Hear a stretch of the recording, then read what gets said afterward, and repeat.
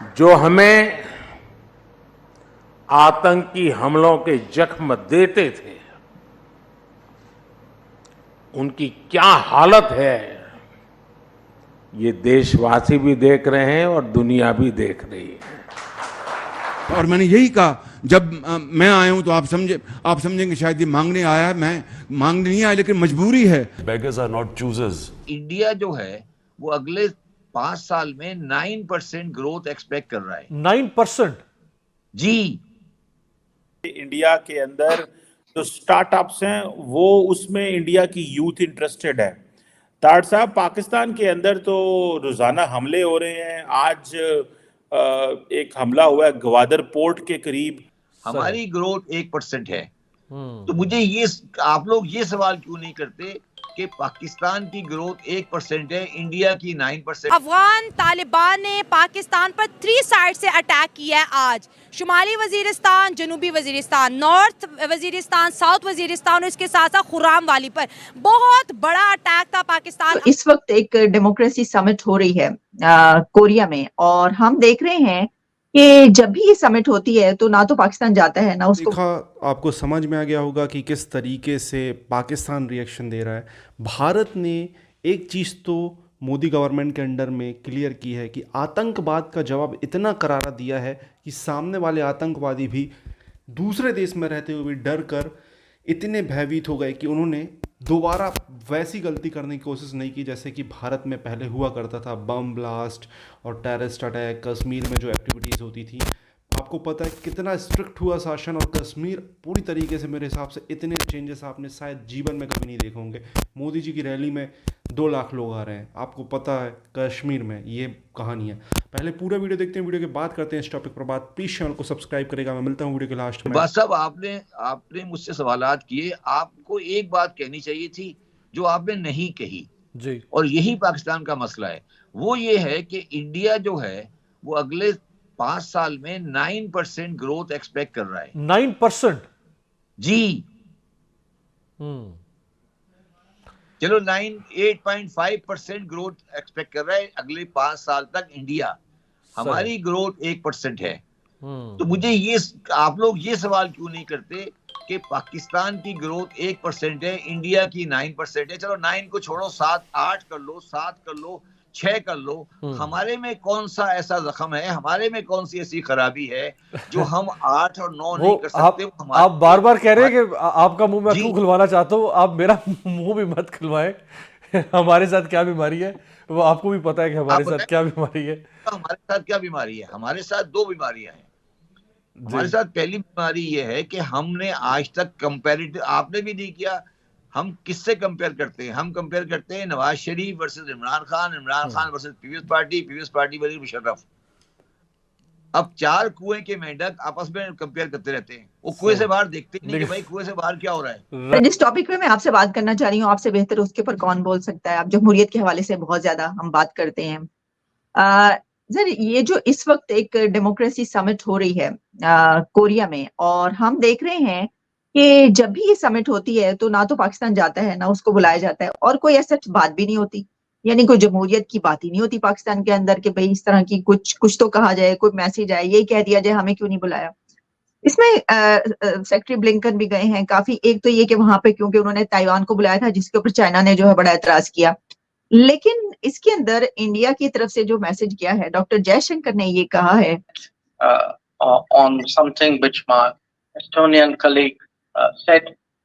He said that, democracy is work, and that's why we change governments. Believe me, in this country, we know when democracy really works, we re-elect governments. So I want to promise our European colleagues that there will be stability, there will be continuity, there will be more vision, there will be more change, there will be greater reform, and there will be certainly more business. Thank you. अच्छा बर्सन साहब, इसके अंदर ये भी कि उन्होंने कहा कि ये जो एक एक्सरसाइज हो रही है इंडिया में इलेक्शन की, दी लार्जेस्ट इलेक्शंस जिसको कहा जा रहा है, तो वो कह रहे हैं कि एक ऐसी एक फेस्टिवल की तरीके से जो है ये इसको मनाया जा रहा है और आगे चल के आप इसको देखेंगे ऐसे ही। तो सर, मेरा सवाल तो इसमें सबसे पहले आपसे यही होगा कि क्या वजह है कि पाकिस्तान जो है कोई वहां पे बात ही नहीं होती है डेमोक्रेसी की समिट की, और उसमें यह है कि हालांकि चाइना, अगर बहुत से कंट्रीज ऐसे हैं जो पाकिस्तान को इनवाइट करवा सकते हैं या लेकर जा सकते हैं कहीं पर भी, लेकिन ऐसा भी कुछ नजर नहीं आता। तो इसकी क्या वजह समझते हैं आप? देखें जी, इसकी वजह तो बड़ी क्लियर है।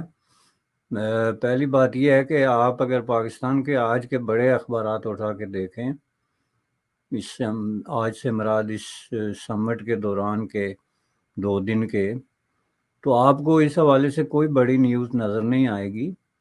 एक जो अखबार है जिसको पाकिस्तान का सबसे बड़ा अखबार समझा जाता है और कहा जाता है अंग्रेज़ी लैंग्वेज में, उसने ये खबर रन की है कि ये समिट हो रहा है, उसमें कौन कौन लोग शरीक हो रहे हैं।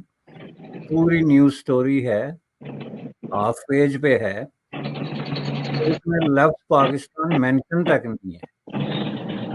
यानी बाकी तो आप छोड़े ना कि पाकिस्तान इसमें शामिल होता है या क्यों नहीं होता, उसकी क्या वजूहात हैं, या कोई उसको इनवाइट करता है या नहीं, वो भी अलग चीज़ है। लेकिन सवाल ये है कि पाकिस्तान का एक सबसे बड़ा न्यूज़पेपर जो है वो एक स्टोरी रन करता है, और वो जो एडिटर वहाँ बैठा हुआ है उसके अजीम शान दिमाग में ये बात नहीं आती कि भाई इसमें हम ये लिखें कि पाकिस्तान इज़ नॉट इनवाइटेड और पाकिस्तान इज़ नॉट पार्टिसिपेटिंग, और जो भी है उनके नज़दीक वो कम अज़ कम जो ऑडियंस, जो उनका रीडर है, उनके साथ फेयर होने का जो तकाजा है, और जो ABC ऑफ जर्नलिज्म है वो उसका तकाजा है कि आप एक मुल्क के बड़े अखबार के तौर पे एक फॉरेन न्यूज़ कोट कर रहे हैं और उसमें आपका मुल्क शरीक नहीं हो रहा है, और आप जिक्र तक नहीं कर रहे कि शरीक हो रहा है, नहीं हो रहा है, क्यों हो रहा है। तो जिस मुल्क में इस तरह के लोग ज़िम्मेदार ओहदों पे बैठे हों, और जिस मुल्क में इस तरह के लोग जो है वो अफेयर्स चलाते हों, जो इंटरनेट, जो इम्पॉर्टेंट किस्म के मामलात पे हैंडल हो, उनका गिरफ्त हो। तो दोस्तों, ये वीडियो यहाँ पर होता है समाप्त। आपने देखा किस तरीके से इस वीडियो में बात हो रही थी। तो मोदी जी का सीधा सा कहना है कि भैया अगर हमारे कंट्री में आतंकवाद फैलाओगे तो उसका करारा जवाब होगा। 2008 में भारत के इतिहास में भारत ने झेला था सबसे बड़ा टेररिस्ट अटैक। किसी दूसरी कंट्री से आए लोग घुसकर भारत में आकर मुंबई सिटी में इतने सारे लोगों को मार जाते, उसमें बहुत सारे विदेशी रहते हैं।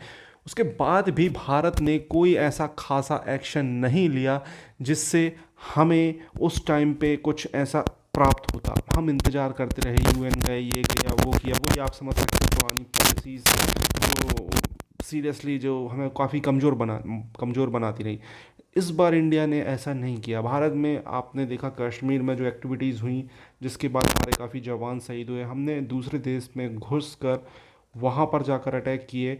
और पाकिस्तान जैसी कंट्री जो उस टाइम पे बात कर रही थी कि भारत पेड़ों पे बम गिरा गया, अब वहीं के पत्रकार कह रहे हैं कि उस जगह में आज तक जहां इंडिया ने बम गिराए थे, पाकिस्तानी फ़ौज ने मीडिया को घुसने नहीं दिया। ऐसा कई इंटरव्यू पढ़े हैं, तो आप समझ सकते हो कि उस टाइम पे भारत ने कितने परफेक्ट अटैक किए थे। उसका खुलासा BBC हो या दुनिया के कोई भी मीडिया को वहाँ पर घुसने नहीं दी गया। उस टाइम पे जो जनरल आसिफ गफूर थे उन्होंने बड़ी बड़ी बातें की, ऐसा वहाँ ये दरख्त मतलब वृक्ष, ट्री, ये गिरा के चलेगा, इस तरीके की बातें हुई।